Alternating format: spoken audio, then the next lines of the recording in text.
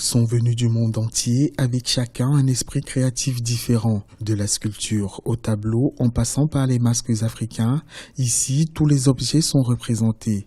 Nous sommes à la Biennale d'art contemporain de Venise, la 56e édition. Un rendez-vous devenu incontournable pour les amateurs et les professionnels de l'art contemporain. Une plateforme idéale pour ces génies de la créativité artistique aux œuvres diverses et variées, mais parfois difficiles à comprendre dès le premier regard. C'est le cas au pavillon français où cet arbre géant bouge comme un être humain. Donc ici, oui, j'ai l'habitude de concerner un composant, par exemple, d'un matériau, de l'extraire et de faire qu'il redonne forme à celui-ci.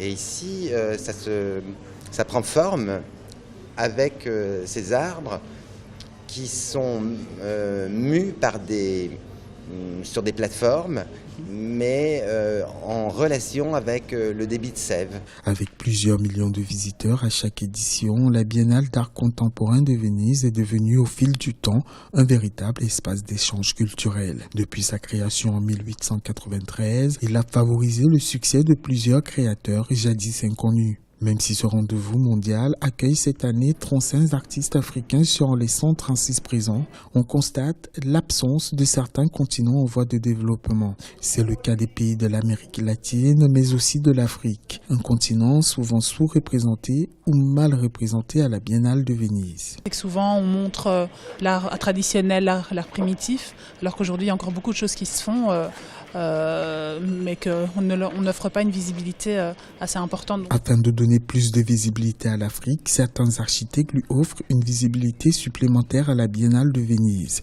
C'est le cas de Architecture Studio. Ce cabinet d'architecture a choisi de mettre en avant cette année à la Biennale de Venise son exposition Villes africaines. Parce qu'on est là pour essayer d'aider ou de faire sortir un certain nombre d'idées et d'aider les jeunes architectes ou les jeunes artistes.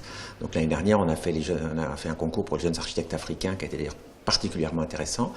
Et cette année, nous avons poursuivi ce travail dans le cadre de la Biennale d'art contemporain avec les villes africaines en devenir, qui sont en pleine mutation. Et ça nous semble toujours très intéressant de montrer ce qui se passe en Afrique à Venise, puisque Venise est la meilleure, dans le cadre d'une biennale, c'est la meilleure chambre d'écho qu'il puisse avoir. Pour la première fois depuis 120 ans, un Africain est aux commandes du comité d'organisation de la Biennale de Venise. Le Nigérien Okui Enezor conduira la Biennale jusqu'au 22 novembre 2015.